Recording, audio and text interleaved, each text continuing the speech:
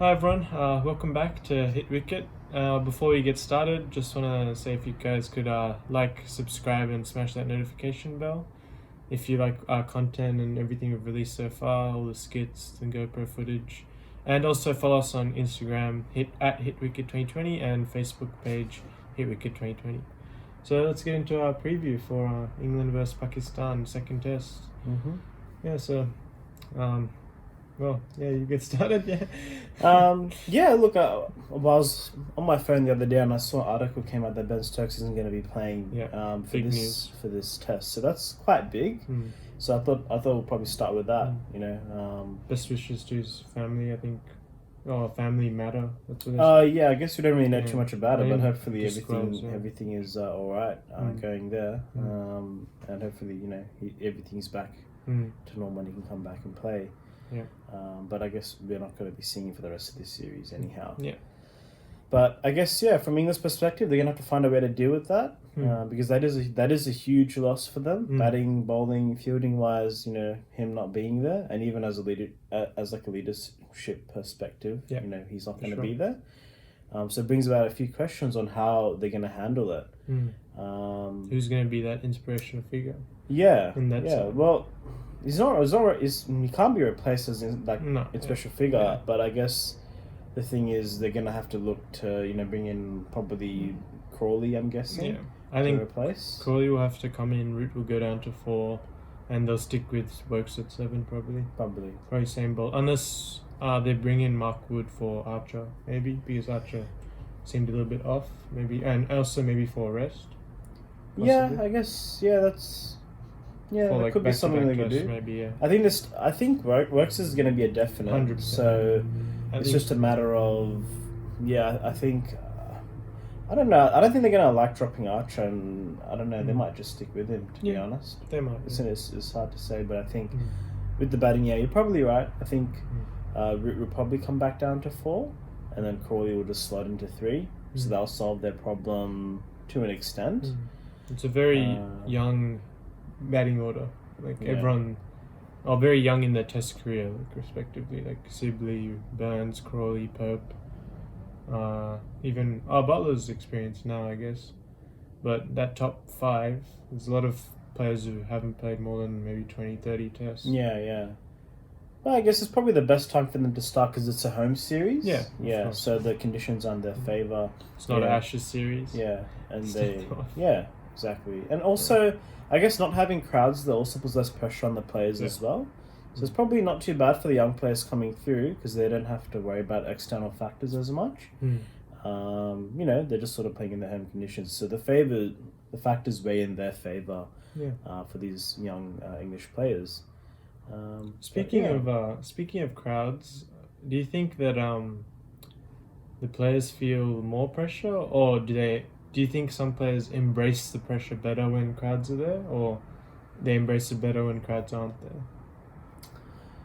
It's a tough one. If you're like an away side, it's probably maybe a bit easier not having a crowd there. Yeah, I think if you're away and you're not subcontinental, because they've got fans everywhere. I think it does make it probably easier. It just depends, really.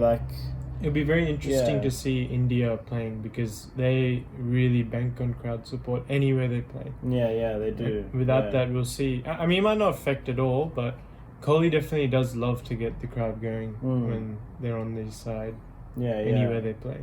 The whole dynamic of the game is changed without the crowd being there. Games are really quiet. It's just like a club game. You're just watching, and these two teams just playing, and there's no one watching. I mean, that last game where Wokes and Butler chased it down, I'm sure there would have been an absolute eruption at Old Trafford if there was a crowd there, like Edgbaston. But with no one there, it seemed very. I don't know what the right word for that is, but just I don't know. I guess subdued. Possibly. Definitely subdued. You couldn't really celebrate as much, even though it was still a great win. So what do you think, I guess if we talk a bit more about Pakistan. Like, what do you think the makeup of that? Do you think they'll keep the same team, or do you think they might make a change or two? Yeah, I think as I talked about last video in the review, I think they have. Yeah, I mean it's probably not gonna happen. I'm gonna say it's probably 99% chance it's not gonna happen, but I think Asad Shafiq should get the cut. I don't think he's cut out for Test cricket at the moment. With his game where it's at, like he hasn't performed for quite a while now. I think ever since that 100 in 16 in Australia, the one everyone knows about, the one in Australia where The day-night test. yeah, they were chasing 500 and they nearly got it. Like after that, he's just absolutely derailed. He's gone really far down.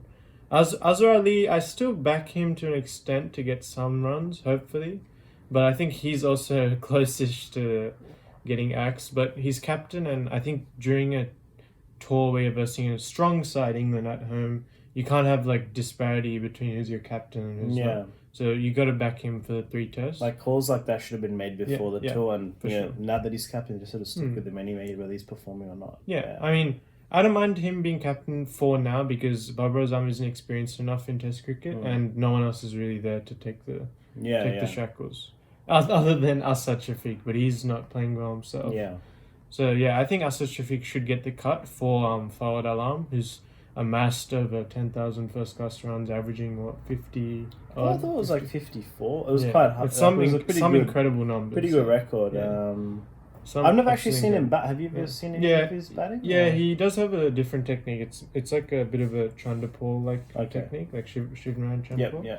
Yeah, he's got a bit of a different technique, but obviously it's worked for him if he's averaging 54. Of course, Yeah, I think coming to England, you really need that experience to bring into the side, and someone who's made runs. Like Asad Shafiq's averaging about 38 in his career now, and he hasn't made many hundreds, like relatively to his career. And I think Fawad Alam obviously has made quite a few hundreds, and he knows how to score runs.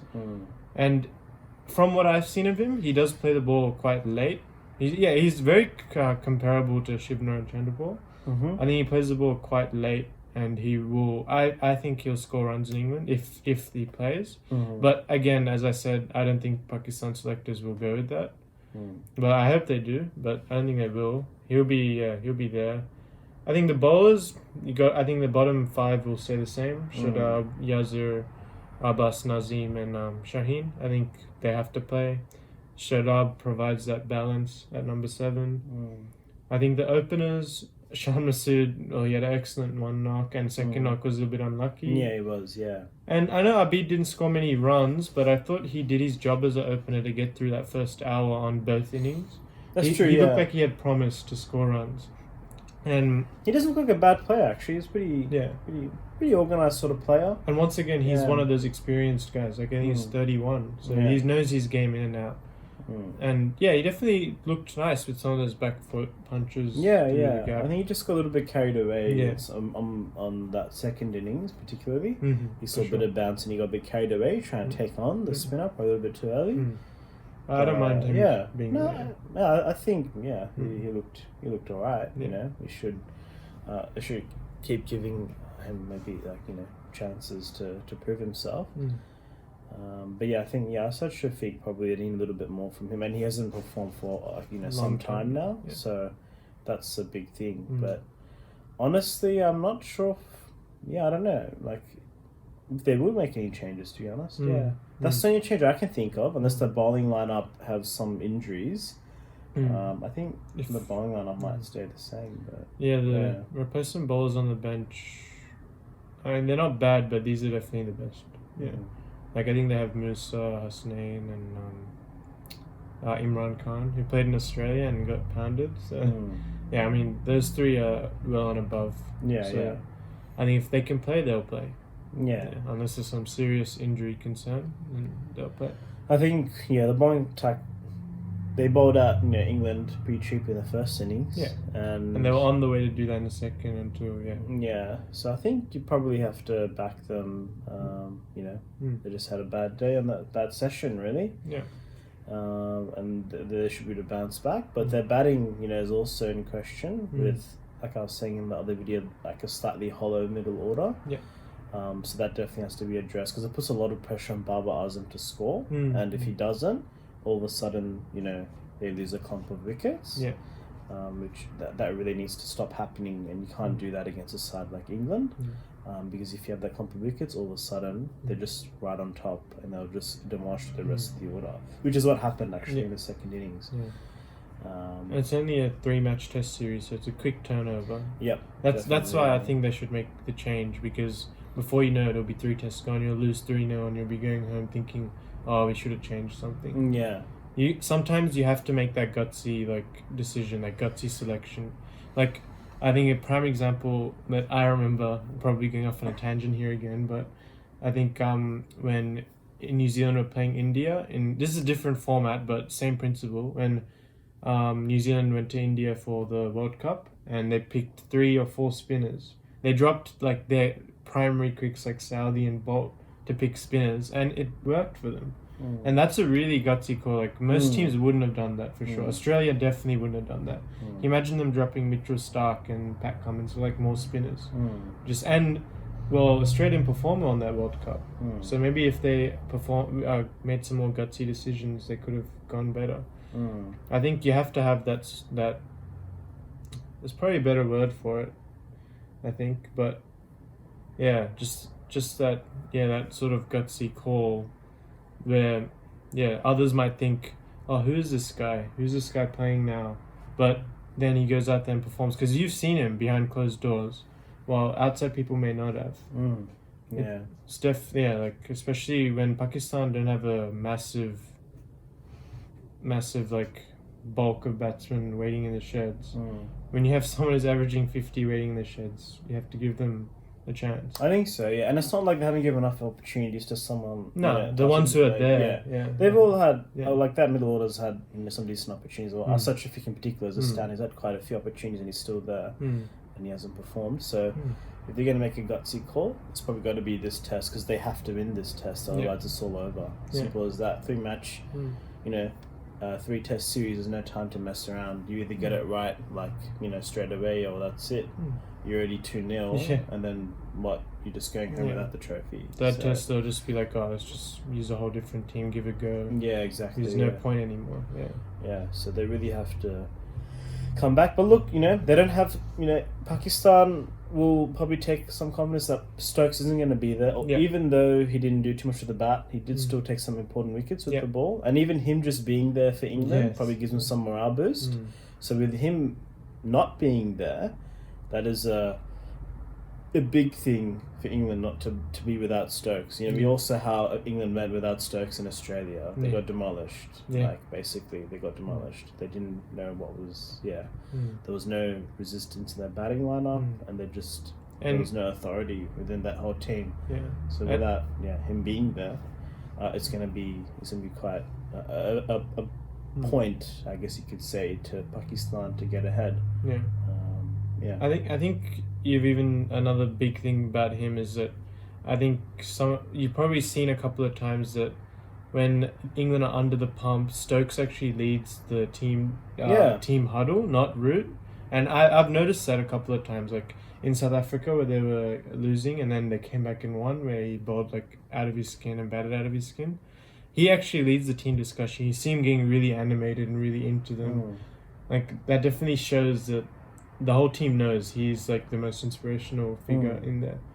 So they really definitely listen to him. And even Root knows that. That's why he lets him lead the discussion.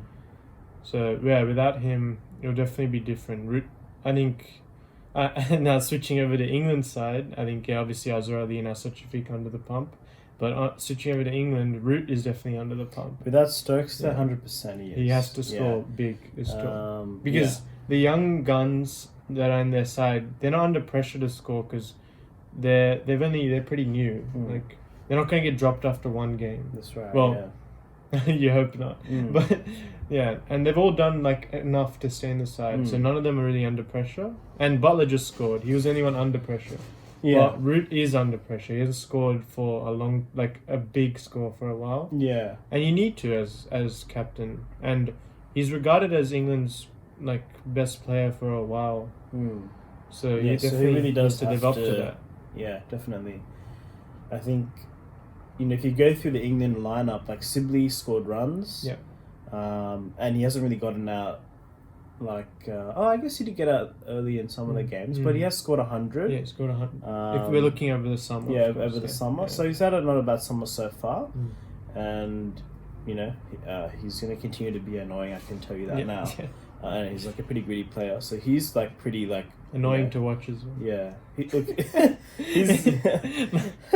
he's pretty alright at the moment. Respect. I think Burns is also pretty much like I think he's going to be the opener for a long time. Yeah. Like coming, I think he's already like sort of proven that he's a good enough opener. Yeah. For now.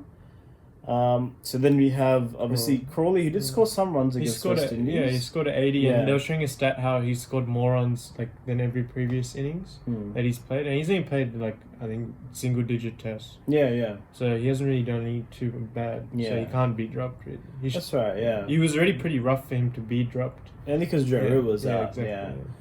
But yeah, I mean, for him, I think if he was to play, like it wouldn't be too much pressure on him because he's already got some runs behind him. Yeah. And it really is almost like a free innings. Like just go out there and play, try and prove yourself. And so that's And obviously, lastly, Pope. He's like the dream for England. Hope he's going to become like the best player they've ever produced. Already, he's already got everyone behind him, so he's definitely not going to get dropped. Oh well, it's not only that. Like he's actually and he scored runs as well. Yeah, he scored. He's averaging 60 in first class. I mean, if you don't give that player a go more, then who are you going to give? There's no one averaging 100 in first class. So. Yeah, exactly. Yeah, so no, I think that whole lineup there isn't too much doubt there. Butler had doubts before this test, but he came out and he addressed those by scoring runs, playing his way. Good on him. And it was really good to see him to bounce back. Especially after I guess some people forget about is that he probably didn't have a great keeping game. Yeah, he did miss some chances, and when you go through that as a player. You're probably you would already be down because you're like, I didn't really, I didn't take those catches, and this is not like some people think they're like robots, like they don't think because they're playing international cricket, they don't have like I guess feelings, but they do remember. Of course, everyone will be affected. Yeah, but the other thing is that we sometimes forget about here is like this is not like a club game where you play a game, you drop catches the next day, you move on. This is Test cricket, so you drop a catch in the first innings. You're going to be out there. Another 4 days afterwards, and that's still lingering because that catch you dropped, like maybe that guy went on to score 100, or every run that he gets, if he's batting for 2 days, it hurts you. So I think to come out there, put that aside, okay, I had a crap game with the gloves, that's all good. To come out and play, his shots and really, flip the whole table, it was good on him. It was really good to see. I think for sure people who are watching the game 100% don't give enough credit to international cricketers about the toughness they have to go through. Yeah. Like I know, I'm talking about myself too here, and probably you too as well. Like I didn't really back Joss Butler to score runs. I thought he would be replaced sooner or later, but I definitely have that respect for how much hard work they put in and the toughness that it takes for them to score. We definitely forget that sometimes when we're playing. We're like, oh, he's trash, oh, he's crap, but you don't know how much effort they put into trying to perform. Like it's a lot of hard work. Yeah, and you got to give them credit when they do come back and score runs. Yeah, because it's not an easy game. It's pretty hard. Test cricket is the hardest form of cricket, so you need to come out and perform. Pressure situation, you can't ask for too much more. So I mean, I think if we just sum up like the England team, I think pressure on Joe Root. Bowling lineup is looking pretty alright. Maybe Archer, I don't know. Maybe Wood for Archer, depending on whether they want to rest or not. Other than that, I think pretty like they're not going to do too much there, unless there's an injury or something like that. And then to summarise Pakistan, I think maybe the batting might change slightly. Hopefully Assad for forward. Forward for Assad. Yeah. Hopefully, and bowling will be same. Probably, I think they'll probably get the same bowling lineup. Well, I guess I would if I was them. They bowled well enough. But I guess what are your predictions on what you think the game or how the second test will go? Yeah, I think I mean, I said Pakistan was going to win the first one. They probably should have, and I'll say that I think they'll win again. But it will definitely be very important for them in that team meeting before the game that they put to bed like what happened before, and like Tim Penn says in the test, which I'm sure everyone's watched, like really when you're feeling down, remember that time in that last test where you lost. Like, and just keep pushing through. If their bowlers have to bowl again in that fourth innings, which they very well might have to, just keep pushing, like, keep pushing, keep going, keep putting in your 100% effort. I think if they do that, yeah, they can bounce back for sure. They have the talent to do so. So yeah, definitely, hopefully, and I think they'll hopefully be able to go and win this game. Yeah. Who do you think will? For me, I think, to be honest, I'm actually going to go with Pakistan, mainly because I think Stokes not being there for England is a huge loss in ways that we can't even comprehend.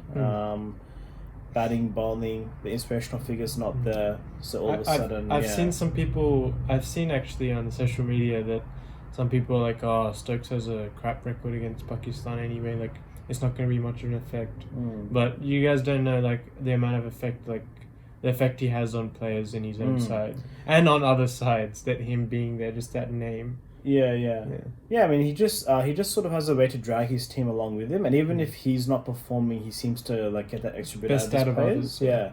So I think, honestly, you know, if he was there, I'd probably go England. Regardless of whether he performs or not, because it just gives this side so much more confidence that we've got a player on our side that's done like this. Yeah, you know, it just multiple gives, times. Yeah, he's done this. It just gives your team like that much more belief, even if they don't perform. But I think without him, I think I'd have to. You know, I think this is Pakistan's chance to have to capitalize on. Yeah, without Stokes being there. And without that inspirational figure, they really got to capitalize. And to be honest, like I'll back them because you know they did a lot of things right in that first game, away from home. You know, they did a lot of things right, and unfortunately, they lost it in a few sessions. But yeah, I think I'll go with Pakistan mainly because of the reason that Stokes is missing, and that's going to have a lot of, you know, effects on the England team. Him not being there, but. Yeah, I guess we'll just have to see what happens. Yeah, I mean, who knows what will happen from here to Friday? It could be some more team changes. Exactly. I'm not sure. Yeah, there could be more. Yeah. So, do you have any final thing, gutsy calls for batting, bowling, or any one of them, whichever? I don't really have any gutsy calls, but I think Pope has been looking pretty good, and I'm pretty sure. I guess it's not so gutsy because he's been batting pretty well. Yeah. But I think he's going to make a big score pretty soon. And I think, again, from Pakistan's side, I'm backing Babar Azam again to make you know, some decent contribution. Yeah. And yeah, hopefully we'll see. Again, they're not really gutsy calls, but I just feel like that, you know, those two players are sort of the key players for me right now who are going pretty well. And I think both of them are going to make hopefully, we'll see, but hopefully I'm backing both of them to make an impact in this game. But yeah, I think those are the two key players I'm going to be watching out for. Yeah. What about you? Do you have any key players you're watching out for? Yeah, I think in Pakistan, with the ball, I'll probably go. I think Nazim Shah will have some sort of match-winning innings or performance, hopefully, with the ball. I mean, I said that at the beginning of the series preview that I think there'll be one game where he'll just take 5, 8, 10 wickets like really quickly, and he'll have that match-winning performance. And with the bat, I think Azhar Ali might come good this game. I hope he does, yeah, for the sake of his career and his team. And this is the game, yeah. I hope he comes good with the bat. Yeah, so I think we'll probably end it there. We'll wrap it up there. So once again, if you like this video, please like, subscribe, and share that notification bell. Hit that notification bell. And our next video will probably be back maybe in a couple of days. Yeah, I think. Yeah, so we'll see you next time. Yeah. Okay. All right. Till next time.